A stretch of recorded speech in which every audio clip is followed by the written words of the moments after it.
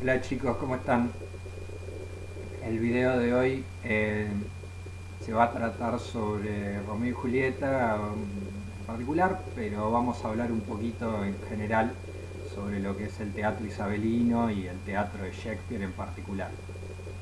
Es un, es un teatro difícil y soy consciente de que les debe estar costando la lectura del texto por muchos factores que hacen que sea una lectura dificultosa. En principio, porque es un texto que pertenece al periodo del barroco y justamente la literatura del barroco y todo el arte de ese periodo eh, es muy complejo, ¿sí? Es una corriente estética que exacerba el uso de todos los recursos, que utiliza un vocabulario muy complejo, estructuras muy complejas, que en algunos casos parecen una falta de estructura incluso, porque son estructuras dinámicas, que combinan diferentes formas, no son estructuras clásicas que uno desde el principio ya adivina, digamos, en qué forma se va a desarrollar el conflicto, la función que van a cumplir los personajes. Los personajes en Shakespeare a veces evolucionan a lo largo de la obra, por lo tanto no son exactamente iguales al principio que al final, no los percibimos de la misma manera, no cumplen la misma función. Son varios elementos que hacen que el texto resulte difícil para el lector actual. Eh, Nada más teniendo en cuenta el hecho de que es literatura del barroco. Encima tenemos la diferencia cultural que se establece con cualquier texto que tiene algunos siglos de antigüedad. Puede haber alusiones o referencias culturales, políticas que, que se nos escapan. Eh, no es obviamente igual la sociedad actual que la sociedad de la época. Y después otro elemento que obviamente complica a veces es el tema de que estamos trabajando sobre una traducción. ¿Sí? Entonces, una de las características que tiene la obra de Shakespeare es que utiliza muchísimo el juego de palabras. Y hay, obviamente los juegos de palabras en la traducción se pierden, ¿sí? Y hay muchos chistes que tienen que ver con juegos de palabras. Esto va a ser una de las principales características que tenemos que analizar en Shakespeare, y es que es uno de los primeros autores, junto con Lope de Vega en España, que es contemporáneo, ¿sí? Eh, en combinar lo que sería la tragedia y la comedia. Eso que Lope de Vega llama tragicomedia. En Shakespeare podemos pensar que hay algunas, no sería exactamente el caso de Romeo y Julieta, no es que mezcla partes iguales de tragedia y de comedia, pero sí que incluso en eh, las tragedias como esta, que definitivamente es una tragedia, Shakespeare introduce elementos cómicos.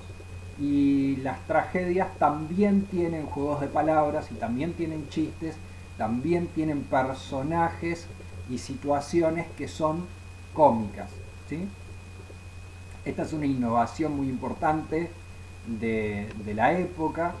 En el teatro clásico esto no se veía, la tragedia era un género, la comedia era otra y no tenían puntos de contacto, pero a partir del siglo XVII, ¿sí? El teatro del barroco, el teatro isabelino en Inglaterra, vamos a encontrar obras que o son comedias pero con momentos de tensión que las acerca a la tragedia, o son tragedias pero con momentos de distensión cómica. ¿Sí?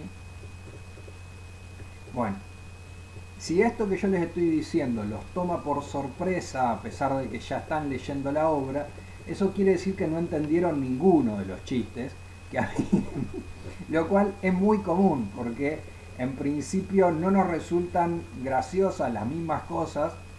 eh, para seguir, es probable que algunos chistes se basen en referencias culturales que ustedes no hayan percibido porque pertenecen a otro contexto. Y por último, porque como les digo, la mayoría de los chistes tienen que ver con juegos de palabras que en la traducción se pierden. No obstante, ustedes créanme a mí, lo que estoy tocando acá es el libro, por si me olvido de algo.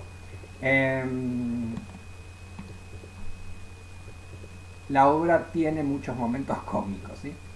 Por eso, además de leer Romeo y Julieta, siempre les recomiendo que vean alguna de las adaptaciones cinematográficas que hay, donde de alguna manera estos problemas que yo les estoy planteando son problemas que resuelve el director, que verá él cómo se arregla para transmitir la comicidad que tiene el texto, trasladándolo a una obra pensada para un público actual, ¿sí? De qué manera logra que el público actual se ría en las partes en las que tiene que reírse, aunque los chistes de Shakespeare ya no le resulten graciosos, o aunque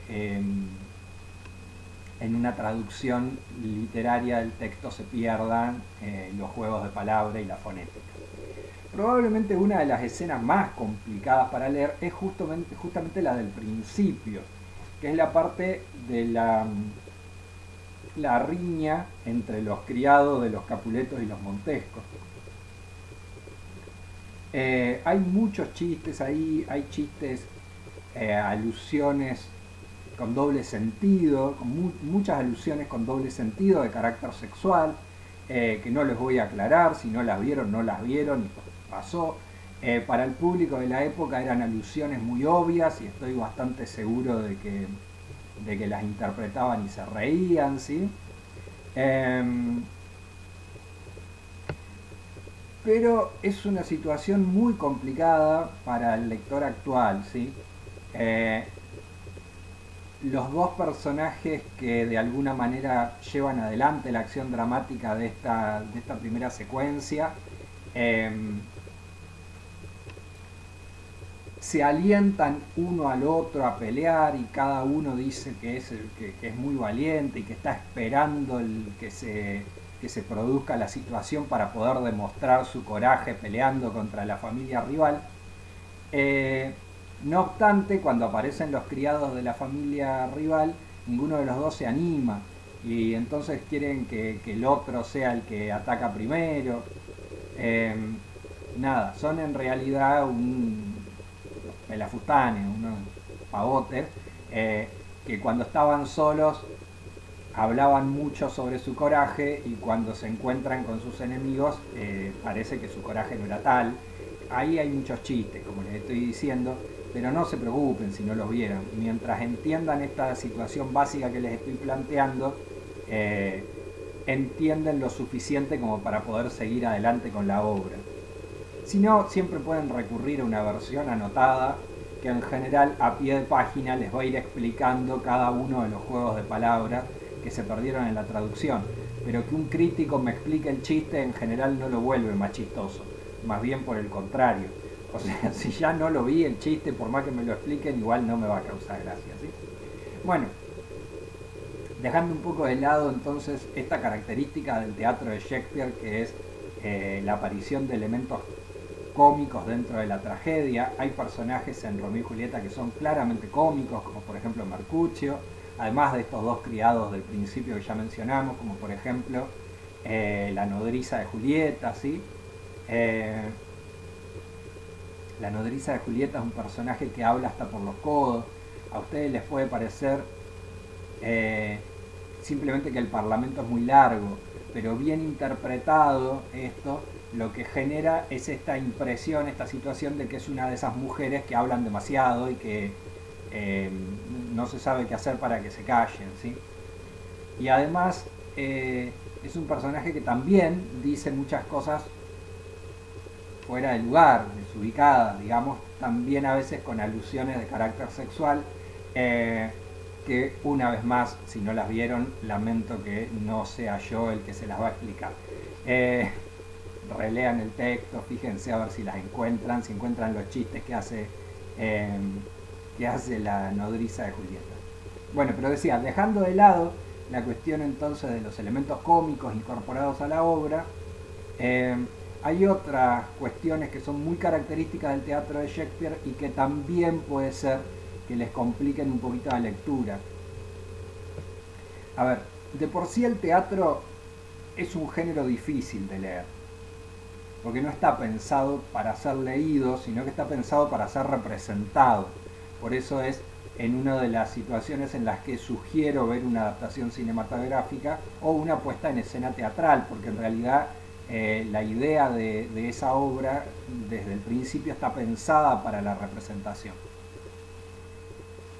Entonces, el teatro no tiene en general narrador. Romeo y Julieta tiene un prólogo, ¿sí?, que funciona un poquito como una pequeña narración, como una voz en off que nos pone en el contexto de la obra, pero en general el teatro no tiene narrador, no hay alguien que nos esté explicando la historia o nos la organice, la ordene y nos la cuente, sino que directamente nosotros tenemos que armar esa historia, reconstruir esa historia a partir de lo que vemos que dicen y hacen los personajes.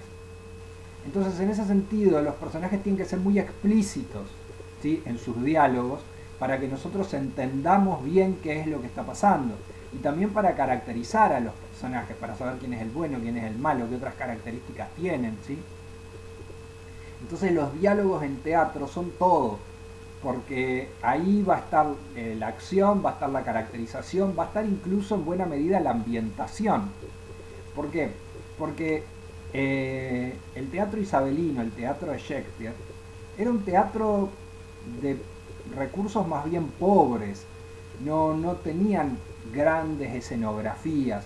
Ustedes fíjense, por ejemplo, que las escenas son cortitas, es decir que la ubicación espacial puede estar cambiando muy rápidamente, cada 2 o 3 páginas tenemos una escena nueva.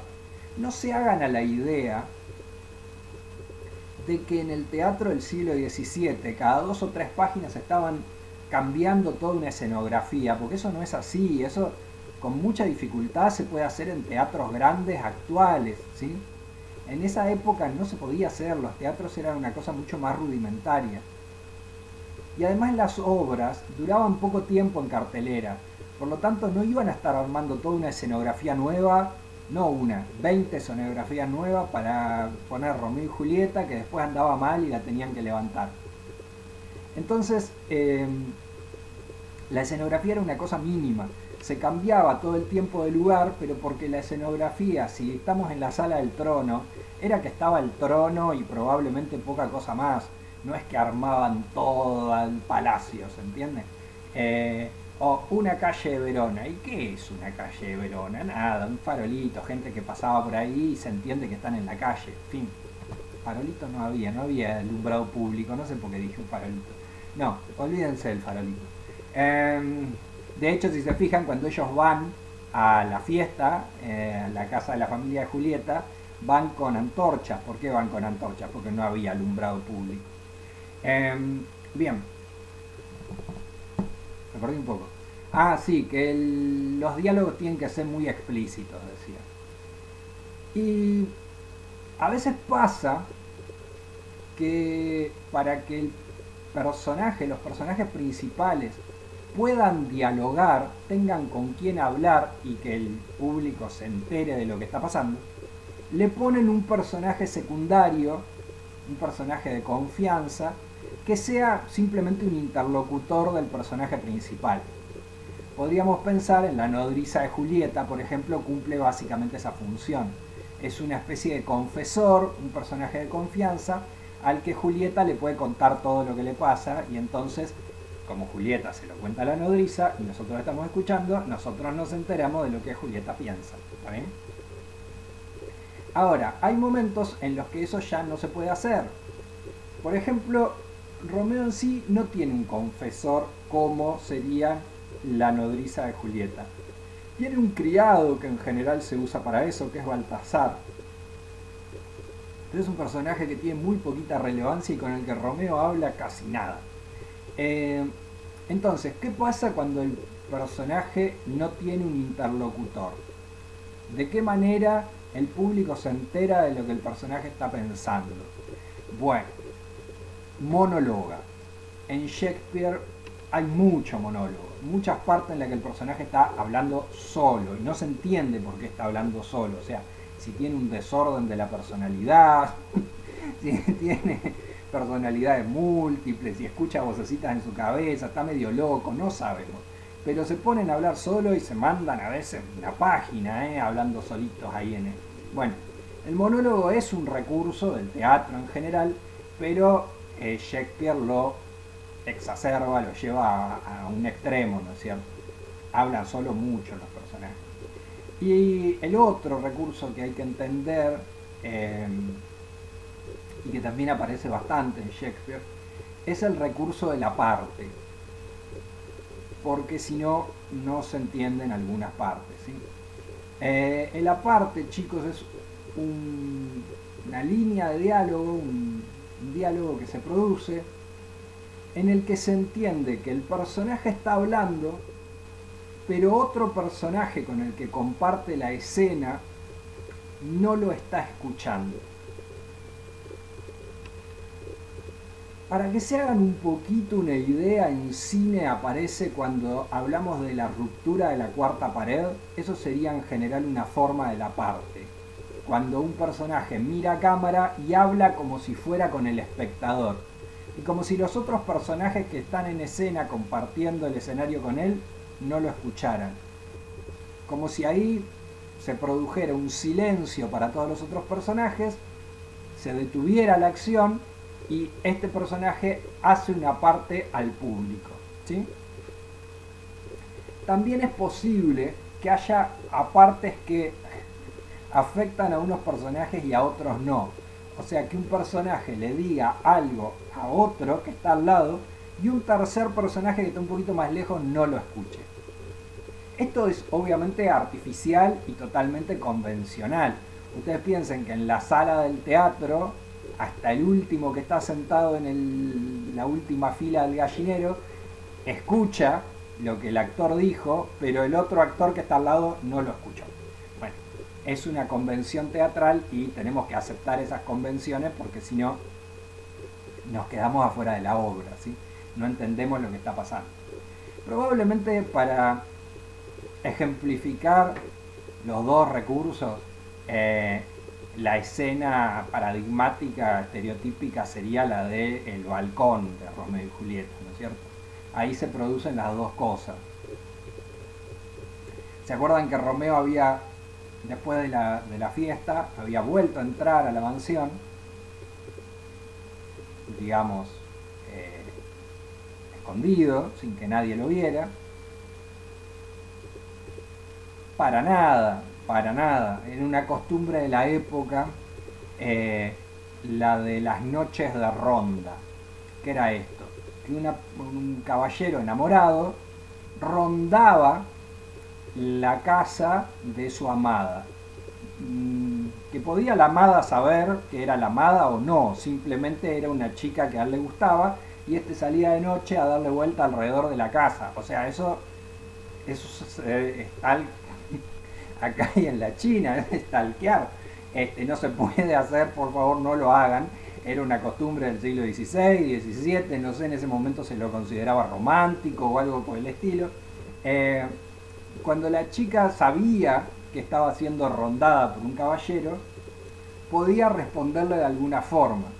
Por ejemplo, si estaban de acuerdo en esto, él le podía decir que si pensaba en él, atara un pañuelo a la ventana. Entonces cuando él pasaba por la calle, miraba para la ventana de la habitación de ella y si veía el pañuelo atado en la reja de la ventana, sabía que ella había pensado en él. Eran formas del cortejo y de la galantería de aquella época, ¿sí? Bueno, digamos que Romeo va a hacer esto, ¿sí? Rondar la casa de los Capuleto con la esperanza de ver la ventana de la habitación de Julieta.